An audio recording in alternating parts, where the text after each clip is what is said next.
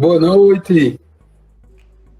E aí, meu amigo Wagner, Tudo bom, Caio? tudo bem com você? Como é que está aí nossa Petrolina em meio à quarentena? Então, meu caro, muitas restrições, né? Eu acho que a gente tem que ressignificar esse tempo, mas estamos vivendo um tempo de muita restrição, né?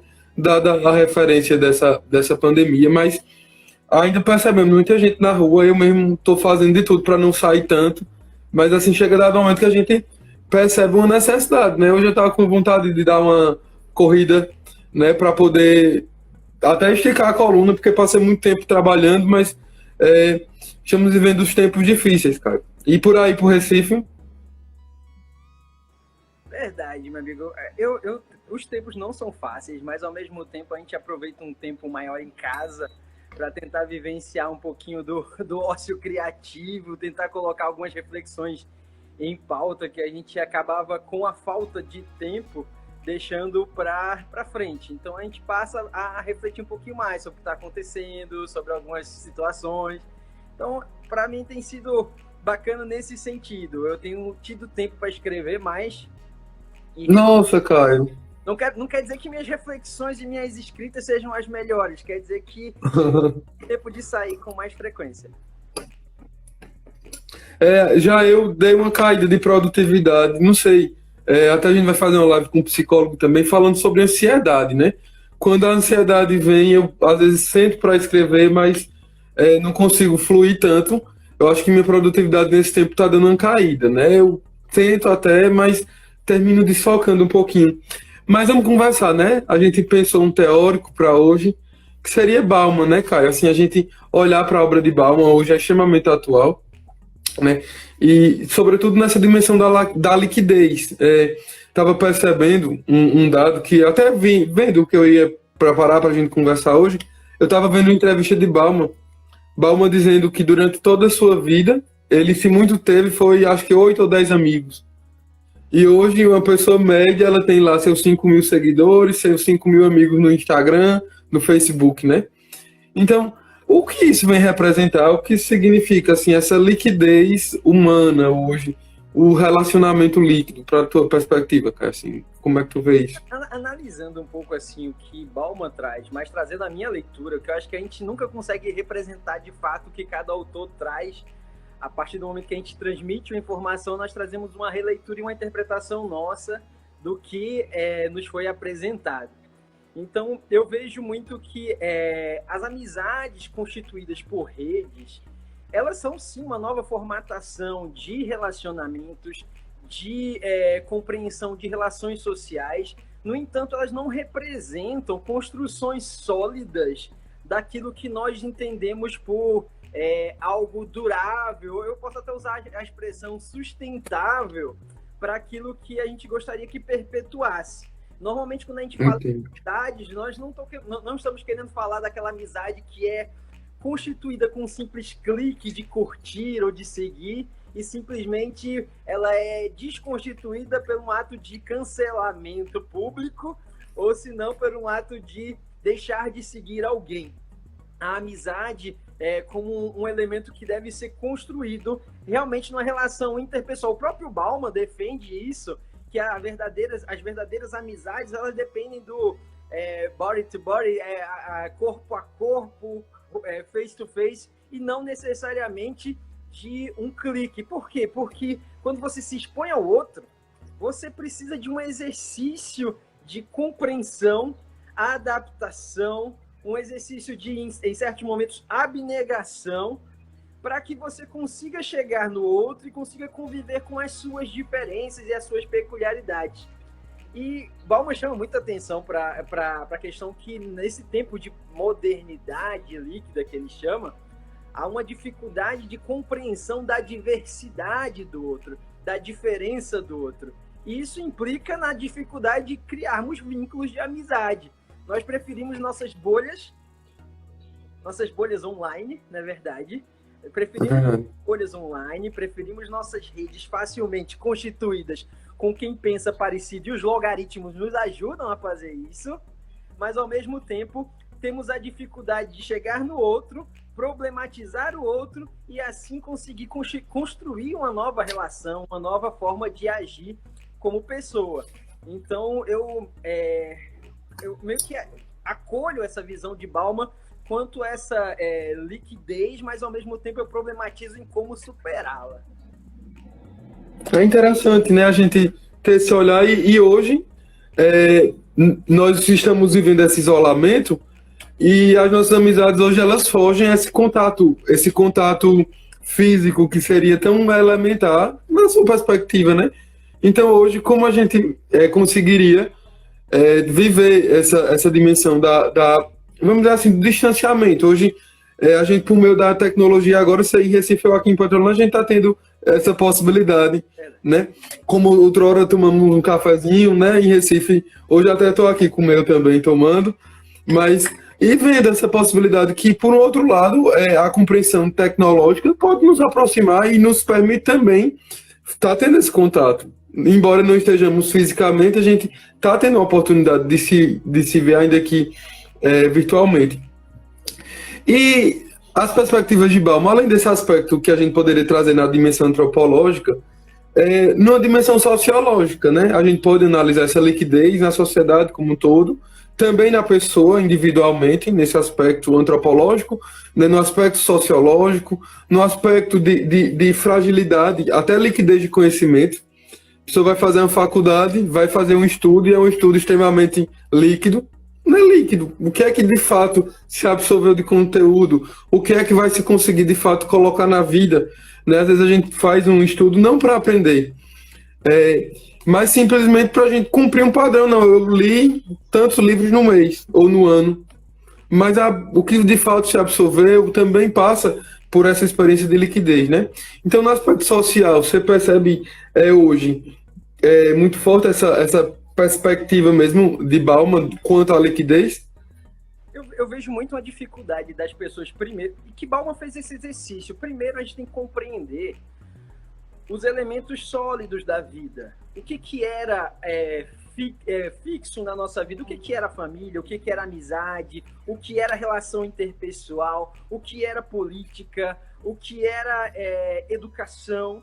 A gente primeiro precisa compreender os elementos que criaram todas essas estruturas.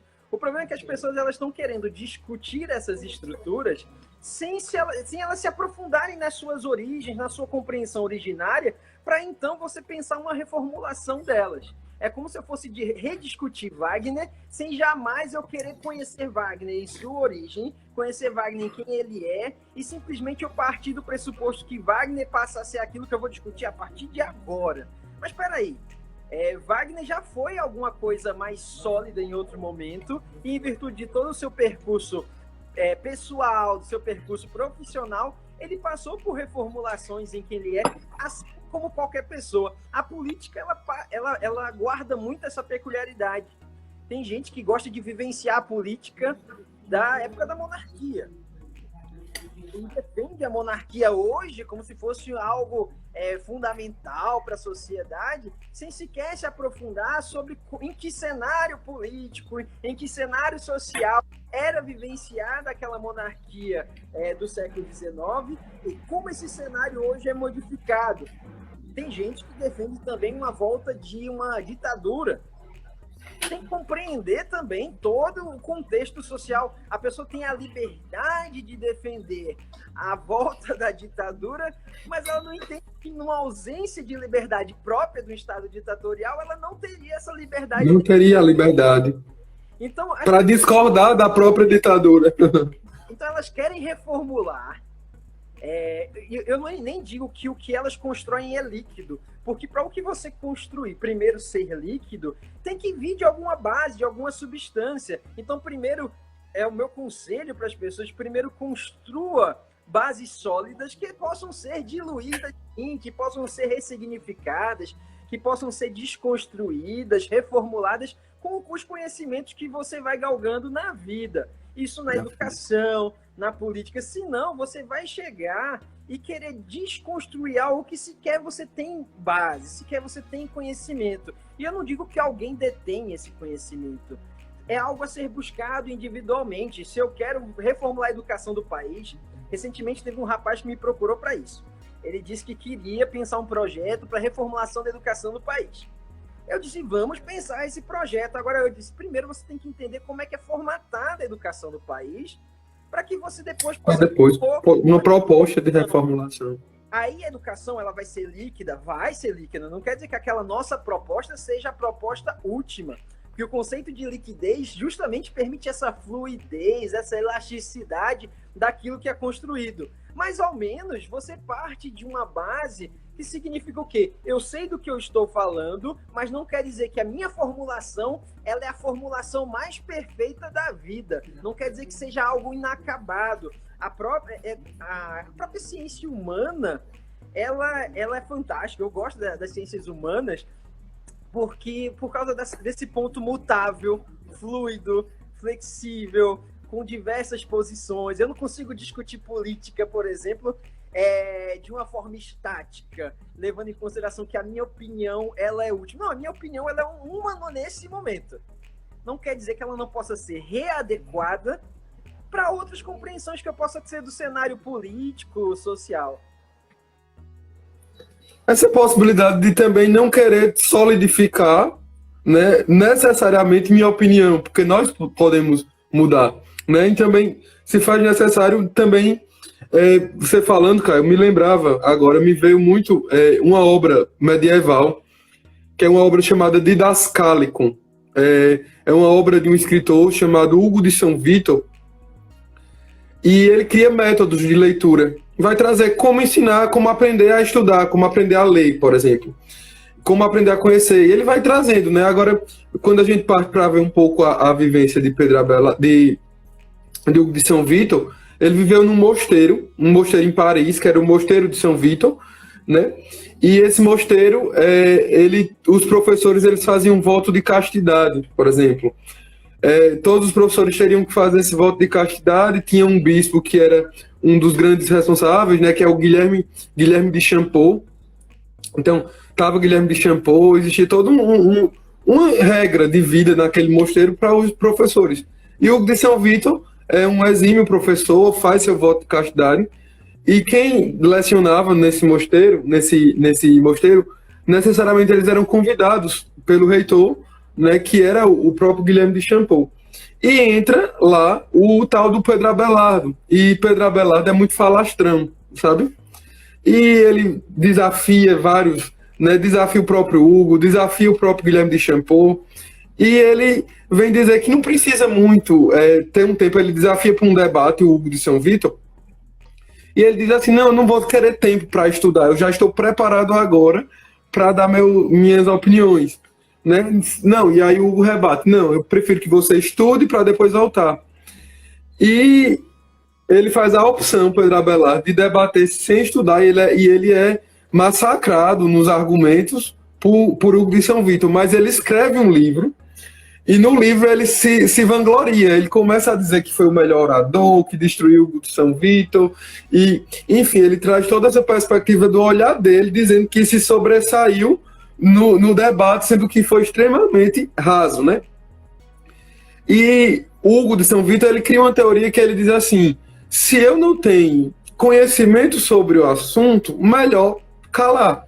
É melhor calar do que estar dando pitaco, estar falando sobre algo que eu não tenho profundidade. E hoje nós vivemos essa relativização, vivemos essa liquidez no conhecimento. Por exemplo, às vezes a gente vê uma necessidade de estar sentindo algo fisicamente, então vai pesquisar no Google, dor de tal coisa. Dá uma neura logo. E quando você vai ver, o Google já lhe matou. Hoje, as pessoas se automedicam, se autoconsultam, não precisa mais de assessor jurídico, de assessor... Porque a liquidez de alguém que tem propriedade para falar já não mais importa. A fluidez, vamos dizer assim, a liquidez intelectual, onde o Google, que seria um recurso que estaria ao meu dispor para enriquecer, ele se torna o senhor, né? Não, é um problema. O problema da informação hoje em dia é como gerir a informação em tempos líquidos. São dois temas que atualmente me incomodam, do ponto de vista até de querer escrever sobre esses assuntos. É como gerir a informação em tempos líquidos e como criar uma comunicação adequada que não se perca em meio a essa liquidez. São 2 pontos. Porque gerir a informação em tempo líquido é difícil em virtude da sua velocidade, a velocidade das redes sociais, a velocidade da internet, ela não permite muitas vezes que a sua informação ela esteja tão atualizada. Está aqui o professor Anderson também aqui de Recife, falando aqui embaixo. O tempo líquido, ele permite com que você, às vezes, perca o time da informação e, de repente, quando você vai chegar com aquela informação, ela já é defasada em virtude da celeridade das coisas e como essa informação chega.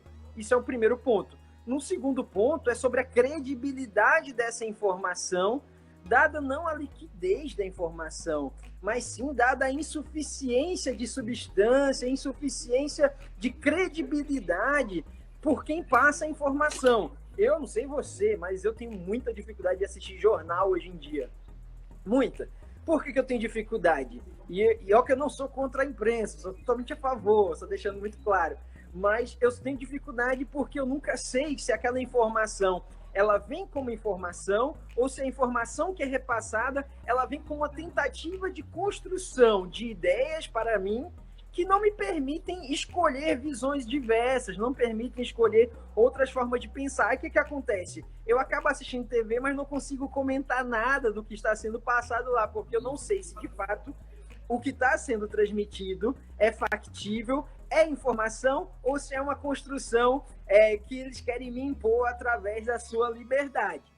Do outro lado, a gente tem a questão da comunicação, como é que eu comunico às pessoas os seus direitos, como é que eu comunico às pessoas as informações de forma com crédito para a sociedade e permitindo que ela venha ponderar em cima do que eu estou falando. Eu não sei você, mas eu com meus alunos, eu tenho a mania de fazer uma crítica. Eu faço crítica a todos. Eu não tenho um padrão de crítica só a um lado. Eu gosto de ponderar a minha crítica. Peso mais para os lados que estão sendo menos criticados e às vezes peso menos, a depender da situação. Mas eu gosto de permitir com que os alunos eles possam formatar a comunicação. Isso até quem traz muito isso é o próprio autor da teoria da comunicação. Me ajude aí. Habermas não. Mas a teoria da comunicação que a comunicação eficaz ela carece com que permita que o outro ele possa ouvir, dialogar com aquilo que você trouxe e através da ponderação do outro, o outro possa se contrapor e ele chegar às conclusões dele através daquilo que você passou. No entanto, se você comunica algo em caráter impositivo, se você impõe sua forma de pensar ao outro, isso não é comunicação. Isso você pode chamar de monólogo, você pode chamar de imposição de visão. Então, eu sou muito adepto dessa comunicação eficaz, onde, de repente, eu vou chegar assim, eu vou, através da minha argumentação, tentar levar a pessoa a pensar parecido comigo. No entanto, eu preciso deixar um espaço para que ela decida pensar como eu penso e não simplesmente impor a forma de pensar. Caso contrário, eu não estou me comunicando, eu estou simplesmente impondo minha visão. E isso só é possível quando você traz essa diversidade de informações, essa pluralidade de ideias. As pessoas têm que entender que diversidade e pluralidade, apesar de serem coisas difíceis de serem trabalhadas em tempos líquidos, diversidade e pluralidade são elementos essenciais para a construção de novas ideias, novas formulações. O próprio iluminismo ele vem com a diversidade e um antagonismo de ideias que permitem com que as pessoas elas venham criar novas estruturas de poder, novas estruturas de governo. Nós só temos o que temos de democracia ou qualquer elemento do funcionamento político por uma diversidade que existiu no passado, na modernidade, que hoje ela se demonstra em estruturas que vão ser reformuladas. A galera lá no passado não estava totalmente certa, eles estavam iniciando as ideias. De repente, uma visão que Wagner traga vai trazer uma reformulação na estrutura política do país daqui a uns anos. A gente nunca sabe. As ideias, elas ultrapassam o tempo, não é verdade? Eu vi uma passagem, só para finalizar esse ponto, uma passagem de Paulo, em 2 Timóteo, que disse assim, Paulo estava preso, e ele diz assim, eu estou preso, mas a palavra não está presa, a palavra me ultrapassa. Eu achei incrível, eu disse assim, verdade, nós estamos presos nesse momento, mas as nossas palavras ainda têm o potencial de gerar transformação. Que belo, bonito a gente parar para fazer essa até trazendo um paralelo, né, a vida do Paulo Apóstolo, e é bonito também a gente tentar analisar isso, essa possibilidade de encontro, né, porque é um homem que encontra-se, sabe o que quer, tem um norte, e hoje, até no ideal, falando, né, em relação a essa mutação e essa fragilidade da informação por conta da credibilidade de quem transmite, a gente viu esses dias, eu também não tive tempo de assistir o jornal e também não tenho costume, eu vejo mais pela internet, que também não significa que seja isenta, né, do mesmo jeito, que tem essa problemática com a credibilidade de quem fala. Mas acho que uma coisa que me causou uma certa estranheza foi essa última fake news em relação aos caixões, né, com os corpos que supostamente seriam falsos, né, seriam caixões vazios que estariam sendo enterrados nessa desenvoltura, nessa situação toda que a gente está vivendo. Mas assim, até que ponto uma pessoa, eu acho que isso é até muito, muito inimaginável, a gente vivendo esse momento, uma pessoa parar para, não, deixa eu criar uma fake agora e disseminar, criando uma perspectiva de que é uma coisa assim que foge, né, a nossa compreensão de racionalidade mínima. Eu entendo assim, Wagner, existem fake news que elas partem realmente de pessoas estão desocupadas, querem repassar informações só por repassar e construir falsas narrativas da vida e tudo mais.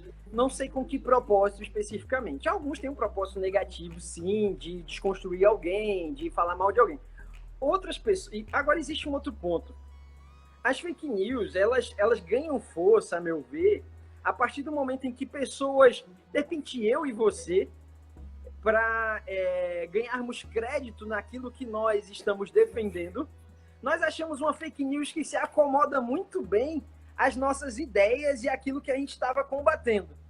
Como essa fake news se adequa muito bem, de repente, do nosso político de predileção, essa fake news ela se adequa muito bem a esse político, a esse lado, acontece um problema muito sério, que nós vamos estar dando respaldo. Eu já vi vários doutores, pós-doutores, repassando fake news e não as retirando do ar, simplesmente porque aquelas fake news sustentavam uma crítica momentânea a algo que estava acontecendo no país.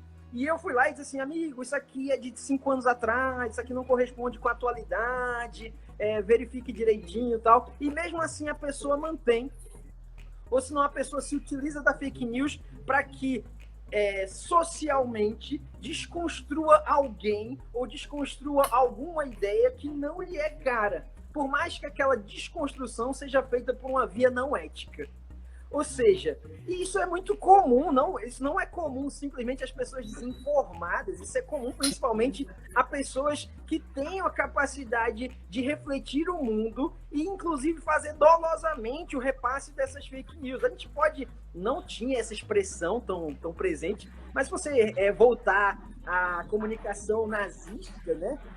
A comunicação nazista ela é criada com base em construção de narrativas, levando em consideração a Alemanha, um dos países de maior número de doutores à época do nazismo, maior número de pessoas de arte. Antissemitismo fortíssimo.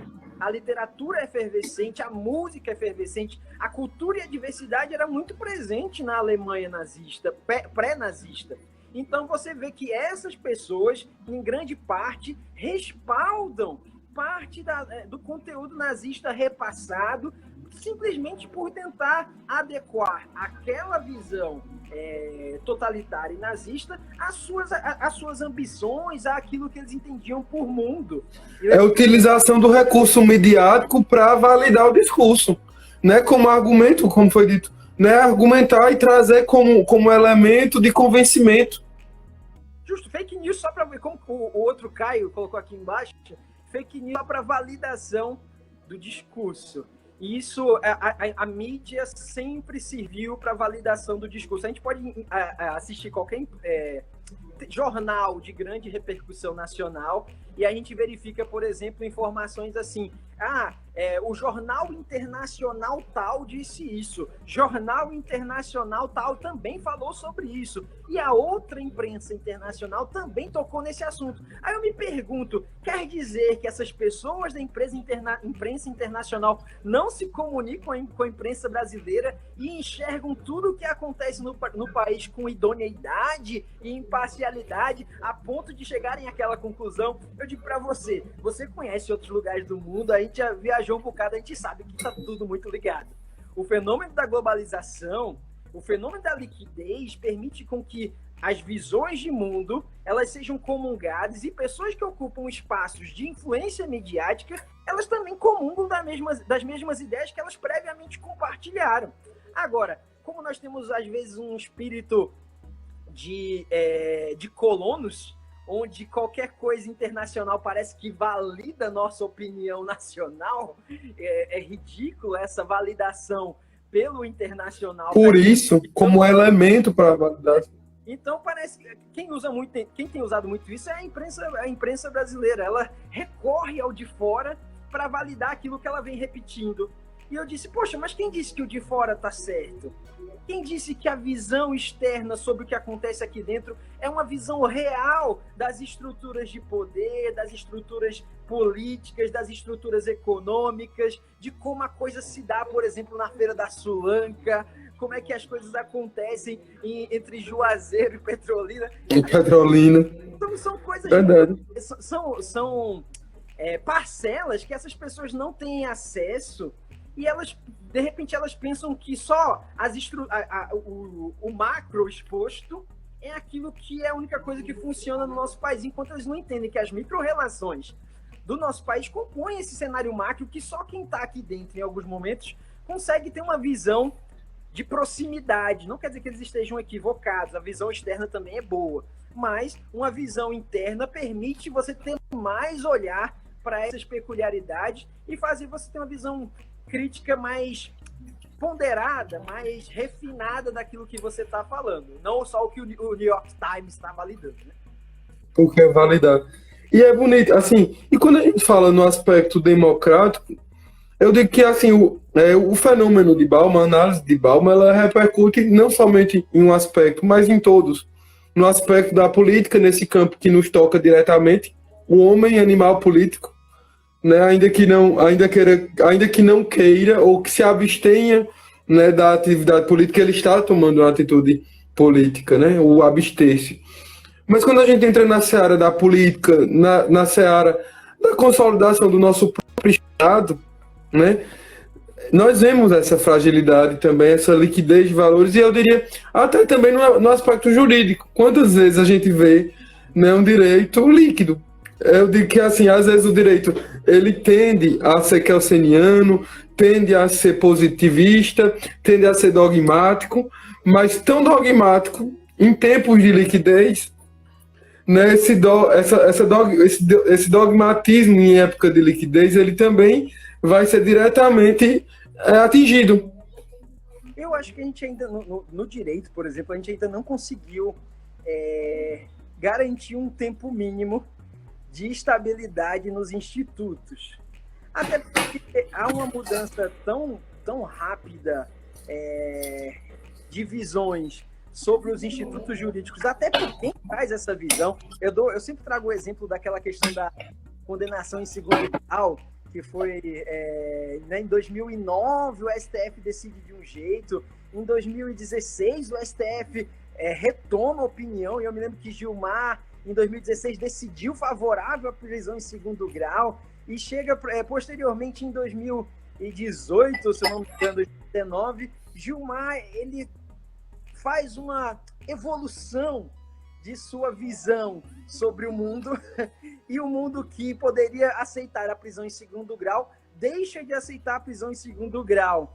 simplesmente porque a sociedade, sim, ela é dinâmica, a política é dinâmica, os personagens políticos mudam, obrigando com que os outros personagens políticos que todos somos passem a ponderar suas decisões. A gente pondera muito nossos valores éticos em momentos de liquidez social, principalmente quando os nossos prediletos nomes da política são colocados à prova e nós esquecemos que valores que não são sólidos, mas eles possuem uma base sobre o que eles representam, o que é honestidade, o que é ética, o que é integridade. Esses valores são colocados à prova simplesmente porque o nome pelo qual está sendo acusado de qualquer improbidade, esse nome é colocado no jornal, e por esse nome ser colocado no jornal, eu passo, de repente, a mudar minha opinião sobre ele ou aceitar posições corruptas, aceitar posições antiéticas, simplesmente adequando ou relativizando a minha ética a essa mudança da sociedade. Eu tenho muito receio. Eu falo muito sobre ética em sala de aula. Pior que eu não sou professor, dei aula de ética em pós-graduação, mas não é minha disciplina de predileção. Mas eu falo muito como a ética ela é volátil, ela é fluida, de acordo com os amores políticos que se sobrepõem aos valores políticos que deveriam ponderar nossas decisões.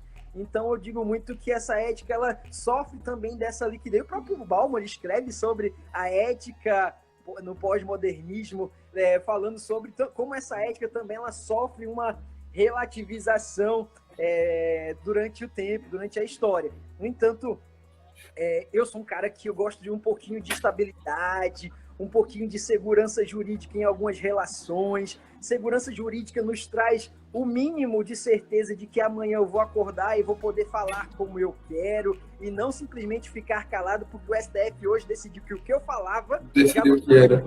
Né? Então eu fico... Muda. É fato. Isso. Eu gosto de acordar com segurança. Eu acho que todo cidadão deveria acordar com segurança jurídica. Bem, e é bonito, assim, é interessante, né? Eu sempre gosto muito do egologismo, né? De Carlos Cossio, o argentino, aluno de Kelsen, que vai trazer essa necessidade de adaptação à conduta, né? A conduta humana. E analisando, né? Vendo quantas vezes essa perspectiva do efêmero, né? A gente vendo que essa liquidez também tem um autor que fala bastante sobre, que é o Lipovetsky, que vai falar do império do efêmero, que comunga das perspectivas do Bauman. E hoje tudo muito efêmero.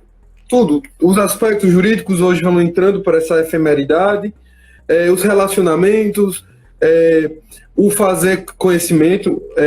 Hoje a gente é cobrado o tempo inteiro por produção. Nossa, num mestrado, num doutorado, e produza. A gente precisa produção, a gente precisa viver do látis. Nós somos, eu diria que existe o homo látis. Nossa espécie hoje acadêmica não é mais, homo látis, né? A gente vive em função do látis, né? E com isso a gente não tem tempo, às vezes, adequado para fazer uma boa pesquisa. Não se faz uma boa pesquisa, mas sim tem uma necessidade de se cumprir um prazo e aí vai escrever qualquer artigo, tentar ser aprovado, submeter e produzir. Somos cobrados por essa produção efêmera, que depois a gente vê que produziu, quantas pessoas chegaram a ter conhecimento daquela produção? Pouquíssimas, ou seja, produções que são transitórias, efêmeras. As próprias pessoas não chegaram a conhecer a sua produção, ou seja, vão. Né? Então, é interessante perceber esse campo de efemeridade e de liquidez na dimensão acadêmica. É a mesma lógica do incentivo ao consumo, que o próprio Bauman também faz essa crítica, né? Porque o incentivo ao consumo de que aquilo que você é apresentado, você tem que consumir e aquilo vai ser trocado por outro produto que vai se transformando e você passa a não ter mais a ponderação de exigência que aquele produto tenha mais durabilidade e você exige um melhor e você não leva em consideração necessariamente a qualidade do produto, mas sim a oferta, a quantidade de oferta dele no mercado para atender a uma demanda de alguém que decidiu que aquilo é a forma certa de ser feito. Assim na academia. Na academia você vê, tanto no mestrado, na graduação, no doutorado, você vê uma exigência por produções onde, na verdade, só há um consentimento para que o que eu produza atenda a critérios de alguém, e atendido a critérios de alguém, isso passa a ter valor. E eu passo a ser considerado mestre, ou passo a ser considerado doutor, enquanto que, a meu ver, essa construção ela não deveria se pautar na quantidade nem na acomodação do que alguém pensa, mas sim em qual esforço, em qual processo que você levou para construir aquela ideia. E tinha um professor meu que dizia que de 30 anos lecionando num programa de mestrado e doutorado, ele disse que só achou um gênio, só encontrou um gênio. Só que ele falou assim, só que o gênio só apareceu porque no programa era dada a liberdade dele escrever e se expressar e se manifestar e tentar chegar às suas conclusões e não adequar os seus pensamentos ao pensamento de alguém. Por quê? Porque ali existia, numa pluralidade, diversidade de 30 anos de trabalho, existia um trabalho que conseguiu, na visão dos professores, ser considerado genial. E eu achei fantástico, porque eu disse, realmente, não quer dizer que tudo que a gente vai escrever seja genial, mas quando eu tenho que atender ao mercado, tenho que atender a alguém, para que o meu conhecimento ele seja validado, eu já sofro uma limitação na produção do meu conhecimento. Eu já sofro uma limitação na produção daquilo que eu poderia oferecer à sociedade como mais uma solução. A gente sabe que a maioria de alguns grandes autores só é reconhecido, principalmente os gregos, né, foram conhecidos depois da sua morte. Não foram reconhecidos necessariamente à época da sua existência, mas ganharam validade 200 anos depois. Então, e ainda que não seja genial, seja pelo menos original, né? A original contributiva, né? Essa semana eu vi umas coisas que eu escrevi, aí eu vi um rapaz numa rede social, ele copiou ipsiliter a parte inicial do que eu havia escrito. E não era nada demais, eu só tinha feito um resgate histórico de uma situação. Mas o resgate tinha as minhas palavras, tinha as minhas ponderações. Só que o rapaz pegou o meu resgate histórico, copiou e terminou com as conclusões dele sem dizer de onde veio aquilo, nem ter feito. Ele não fez o esforço reflexivo para chegar à conclusão que tinha naquele resgate histórico. Eu disse, eu não falei nada demais, nada de outro mundo. Mas fui eu que falei. E por que esse rapaz simplesmente se acomodou a não fazer sua própria reflexão em cima do que eu falei e escreveu suas ponderações? Não, porque é difícil refletir, é difícil sair da zona de conforto, é difícil se sentir desconfortável numa pandemia para refletir em algumas situações, porque os nossos problemas já são muito grandes para a gente estar refletindo outras situações. É difícil. Então, mas vamos validar quem faz isso, vamos ouvir a diversidade de pensamentos e vamos tentar chegar. Assim você vai permitindo que o conhecimento líquido, pelo menos ele seja substancioso e não seja algo nem líquido passa a ser algo gasoso, né? De tão gasoso. Dissipado, evoluir um pouco da liquidez para o gasoso.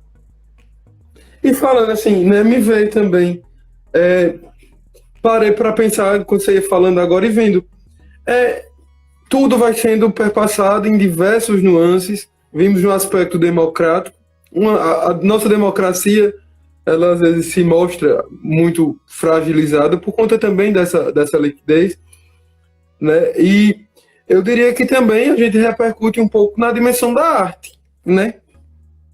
Por exemplo, nós falávamos outrora de músicas que são atemporais, grandes clássicos, essas músicas elas perduram, né? Hoje a gente tem uma música do carnaval do ano, ela só serve para aquele carnaval, no outro já não se tem mais, ela tem um prazo de validade, né? A mesma coisa a gente vê nas obras plásticas, né?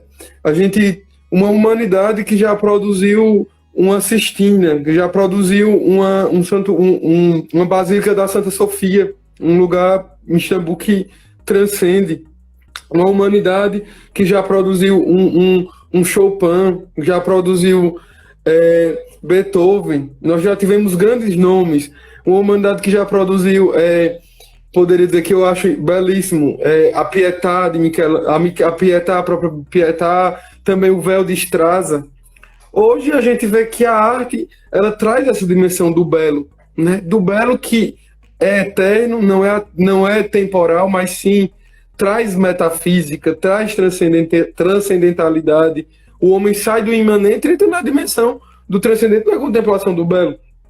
E hoje nós perdemos essa dimensão da beleza. Por quê? Porque vivemos nessa sociedade líquida ao extremo. Por exemplo, quando a gente não é dizendo que necessariamente a arte tenha que passar pelo campo da técnica. Mas, em via de regra, as grandes, maiores obras, elas foram técnicas. Elas têm um sentido e perpassam, por exemplo, o Michelangelo, que foi esculpir a Pietà e teve cuidado de fazer as veias. Então, é uma coisa técnica. Hoje, eu estava olhando, né, e eu estava vendo Piero Manzini. É um artista plástico italiano, salvo engano, mas acredito ser italiano.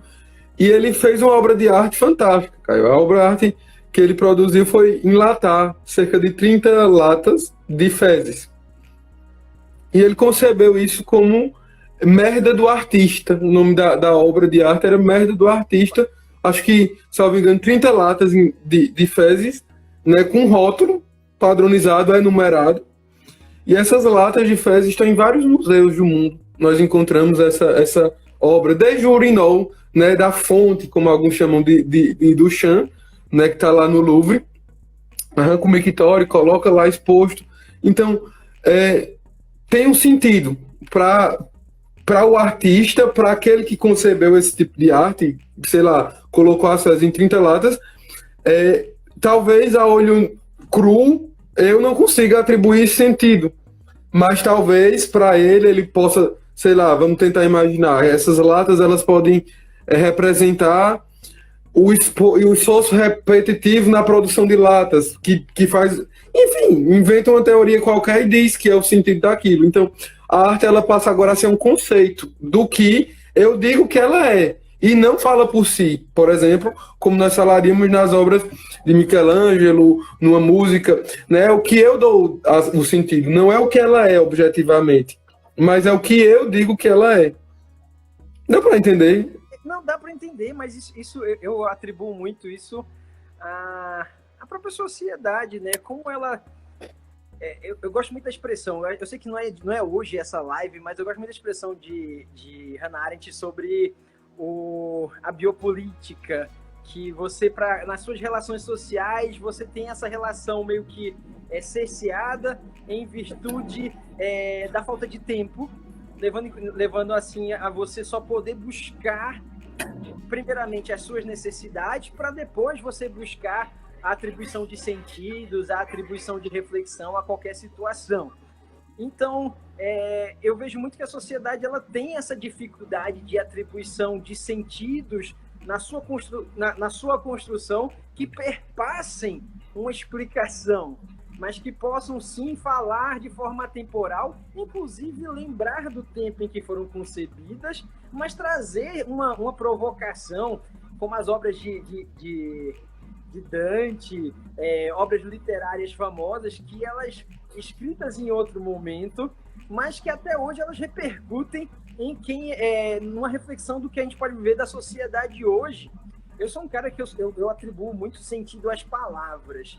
E em meio a essa atribuição de sentido às palavras, eu gosto de buscar nas palavras das mais antigas possíveis às atuais, algo que traga realmente uma contribuição para quem eu sou e para o meio que eu vivo. No entanto, a gente tem dificuldade de achar essa contribuição hoje em algumas obras, porque as próprias pessoas ou elas fazem para vender, né? E não tem problema fazer para vender, eu sei, é o sustento de cada um, eu não critico você fazer para vender. O que empobrece, na verdade, é o nosso futuro.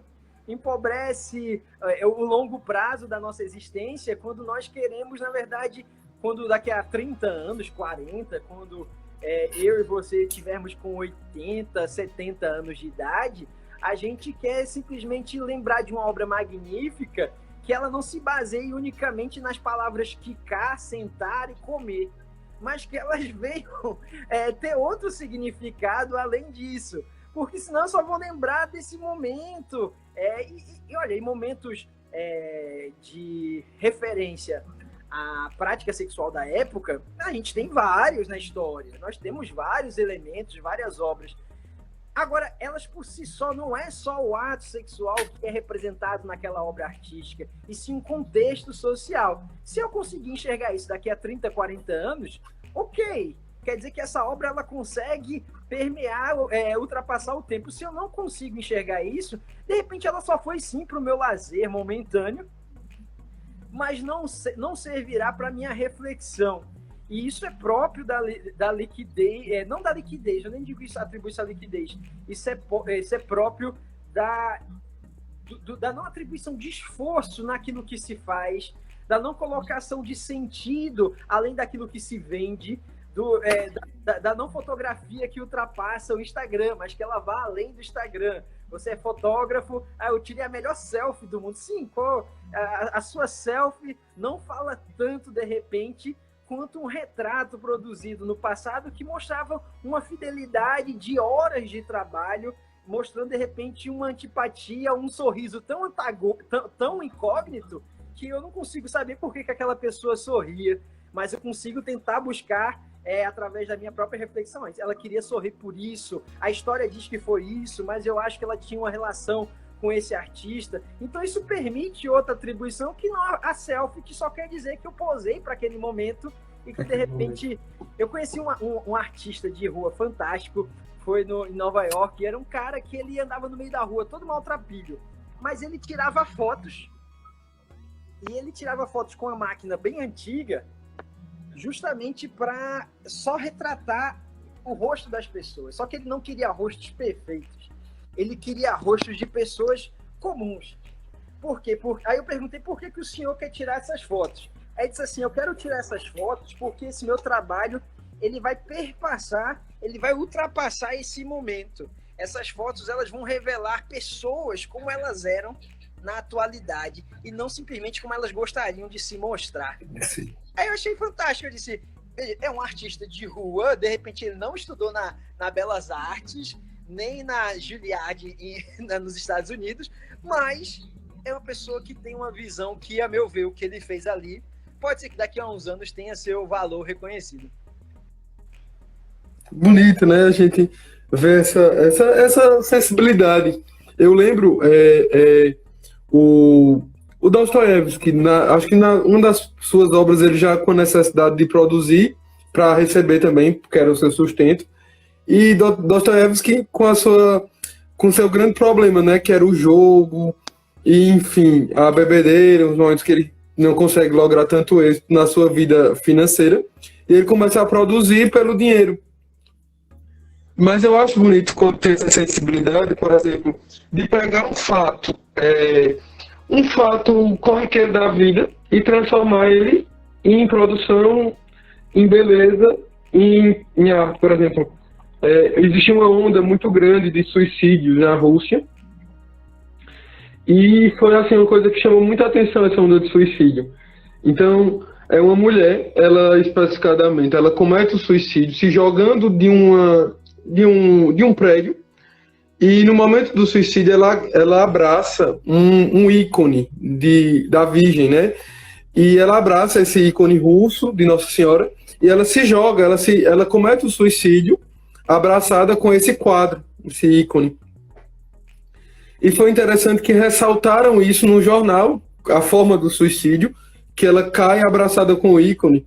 E Dostoiévski pega essa informação isolada, a mulher se matou abraçada com um quadro de Nossa Senhora, e Dostoiévski vai escrever uma narrativa, ele vai escrever uma obra explicando esse quadro, de onde e ele não conhecia essa mulher, não teve absolutamente fato trivial da vida, vamos dizer assim, um suicídio, algo de certa forma comum, e ele pegou essa especificidade de um detalhe do suicídio e escreve uma obra que vai ser Adócio, chamada Adócio, na sua obra lá das duas narrativas fantásticas. A gente tem essa primeira, e na segunda narrativa a gente tem um homem que está também pensando no suicídio, né? E ele termina tendo uma visão de uma terra sem males. Nos lembra muito a Utopia, de Thomas More, né? Lembra um pouco essa ideia da obra. Mas o quanto a gente pode pegar um elementozinho isolado, tentar analisá-lo e com concretude, não somente na aparência, não somente no que é acidental ou no que se mostra, mas no que se é.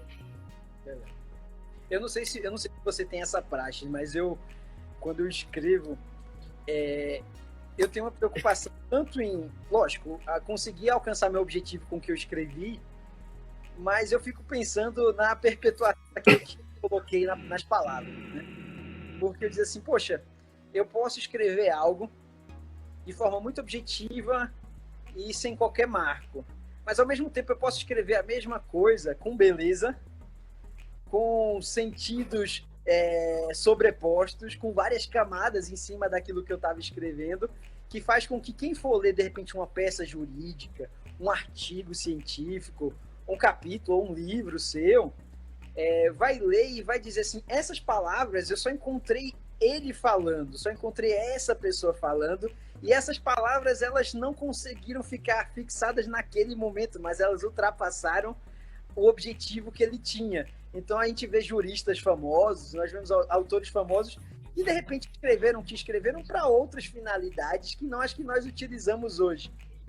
Mas eu digo assim, poxa, se eu não ousar em me aprofundar naquilo que eu falo, se eu não ousar em usar da liberdade própria desse tempo líquido que permite que eu reformule visões sobre as coisas, ninguém vai fazer essa ousadia e de repente a gente não vai permitir que, nem que seja uma frase, ela fique perpetuada. Alguém vai dizer assim, aquele escritorzinho lá de Recife, desconhecido, aquele autor que é desconhecido para muitos. Aí eu disse assim, pronto, usou. Mas você trouxe no belo, trouxe no significado, trouxe nas camadas algo que alguém jamais utilizaria. Daniel Granca, que é amigão lá de Campinas, onde ele tá, abração lá também. Ele mesmo. É bonito, Caio, pensar, porque eu diria que as gerações anteriores, elas viviam e pensavam no que elas deixariam para as próximas gerações, né, para o futuro, a marca que se deixaria. Então, a gente consegue ver tantos autores, tantos nomes. E hoje, eu acho que, sendo honesto, não é sendo pessimista, mas eu acho que a gente precisa de pessoas mais originais que tragam a sua visão de mundo e sejam construtores dessa posteridade. Por exemplo, a gente vai falar amanhã de Hannah Arendt. Eu sei que você fala bastante também, estuda bastante Hannah, mas Hannah é um exemplo disso também.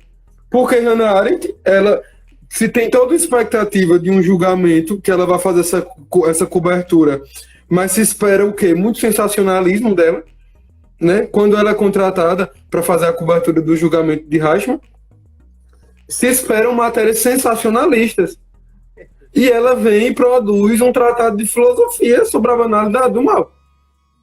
Ela foge. Altamente desconfortável. Como? Altamente desconfortável. Altamente. Que vai trazer, então, fugir do que os outros esperam, mas é ela. E eu diria que talvez Hannah Arendt, se ela não tivesse feito isso, hoje talvez nós nem a conhecêssemos como nós conhecemos e temos ela como esse expoente de alguém que teve originalidade e pagou o preço por pensar. Não foi fácil o que ela teve que arcar com as consequências do seu pensamento, do seu posicionamento, mas teve originalidade. Então é isso, ela deixou esse legado por quê? Porque teve a originalidade do seu pensar. E as pessoas têm que entender que essa originalidade, ela é própria dessa modernidade líquida. Ela é própria de um pensamento. Veja, Bauman escreveu quem somos nós perto de Bauman, mas Bauman escreveu para ser contrariado posteriormente. Bauman escreveu para que alguém chegue e de repente mostre uma contraposição às ideias dele e que possam ser de repente refeitas, e você de repente, ele mesmo durante alguns momentos ele voltou atrás em algumas visões sobre algumas expressões por ele utilizadas, nada impede que outras pessoas não tragam. Você observar o cenário político, nada impede que você desconstrua visões sobre algo, tente visualizar no cenário outras leituras que não aquela predominante. Isso eu acho essencial para que as pessoas elas possam amadurecer. Tem outra expressão que eu gosto muito, é que os momentos de tempestade, os momentos de calamidade provam mais a nossa esperança e, consequentemente, provam mais a nossa perseverança, que provocam mais esperança e, consequentemente, maturidade e sabedoria em quem nós somos. Eu gosto muito dessa expressão. Por quê? Porque, de fato, é aprender com os momentos de pandemia, os momentos de crise política, para não simplesmente se jogar em marés e ondas de outras pessoas, mas sim você passar a fazer suas leituras e criar uma outra visão sobre aquilo que está sendo exposto, sobre as pessoas que estão sendo apresentadas, seja no seu meio familiar, seja no seu meio político, no seu meio religioso, no seu espaço de comunidade. Eu acho que você tem essa possibilidade, e não falo em você ser grosseiro em algum ponto, não estou falando isso.